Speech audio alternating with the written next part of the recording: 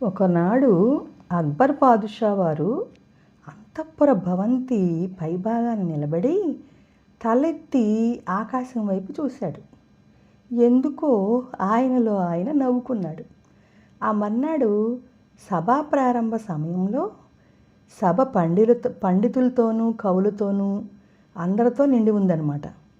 బీర్బలు ఆయన సింహాసనానికి కొద్ది దూరంలో కూర్చుని ఉన్నాడు. కూర్చునుంటే అందరూ వినండి, సభాసదుల్లో వారు వీరు అనే తేడా లేదు. ఎవరైనా పోటీ పెడుతున్నాను, ఆ పోటీలో పాల్గొనొచ్చు. ఆకాశాన ఉన్న నక్షత్రాలు లెక్కపెట్టి అవి ఎన్ని నక్షత్రాలు ఉన్నాయో నాకు చెప్పాలి. అలాగ చెప్పగలిగిన వారికి 1000 వరహాలు బహుమతిగా ఇస్తాను అని అన్నాడు. అప్పుడు వరహాలు ఇచ్చేవాడనమాట. ఆ వెంటనే అతని కళ్ళు అక్కడనే కూర్చుని ఉన్న బీర్బల్ని చూశాయి. ఆయన చిరునవ్వుతో తలూపాడు. తలూపి తలూపగానే అక్బర్కి అర్థమైంది, ఓహో బీర్బల్ చెప్తాడు కావాలి అని.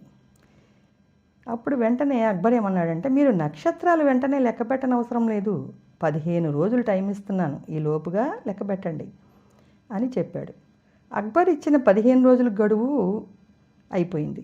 ఆ రోజుతో తీరిపోయింది. సభికులు అందరూ వచ్చారు. ఆ రోజు ఎవరి పీఠంలో వాళ్ళు కూర్చున్నారు. కానీ బీర్బల్ రాలేదు.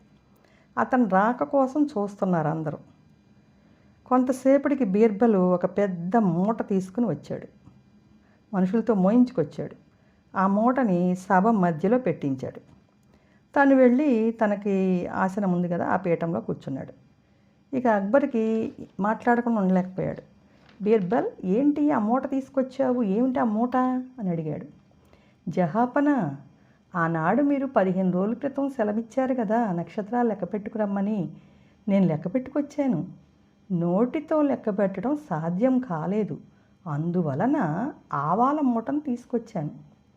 ఒక్కో నక్షత్రానికి ఒక్కో ఆవగింజ చొప్పును తీసి ఆ సంచిలో వేసి మూట కట్టాను. తమరు లెక్క పెట్టించండి. సంచిలో ఆవగింజల్ని లెక్క పెట్టిస్తే చాలు. సంచిలో ఆవాలు ఎన్నున్నాయో నక్షత్రాలు అన్నీ ఉన్నాయి.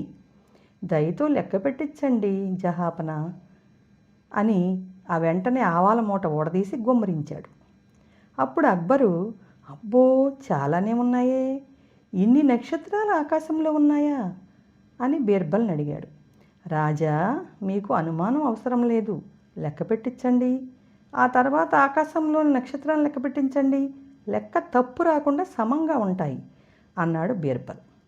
బీర్బల్ యొక్క యుక్తికి చాలా ఆనందించాడు అక్బర్. తను ఇస్తానన్న బహుమతిని అతనికి అందజేశాడు. అతని యుక్తికి శక్తికి మెచ్చుకున్నాడు. మిగతా వాళ్ళు ఎవరూ కూడా సమాధానం చెప్పలేకపోయారనమాట.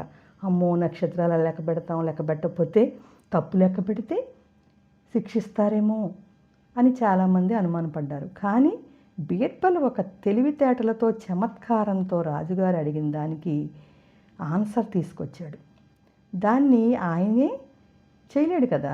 నక్షత్రాలు లెక్క పెడతాం, ఎన్నో ఉన్నాయి, కోటాను కోట్లు. సూర్యుడు ఒక నక్షత్రమే, అది మనకు దగ్గరగా ఉండబట్టి కనిపిస్తుంది. అలాంటి నక్షత్రాలు ఎన్నో ఉన్నాయి, ఎవరికి లెక్క పెట్టడం అది సాధ్యం కాదు. అది చెప్పడానికి ఈ ఆవాల మూట గురించి చెప్పాడనమాట, తీసుకొచ్చానని చెప్పి. దాని అర్థమయ్యి ఆయన నవ్వుకున్నాడు. అతనికి ఇస్తానన్న ఆ వరహాలు కూడా ఇచ్చాడు. మనం కూడా అంత తెలివితేటలుగా ఎదుటివారికి సమాధానం చెప్పి వాళ్ళని మెప్పించాలి. అది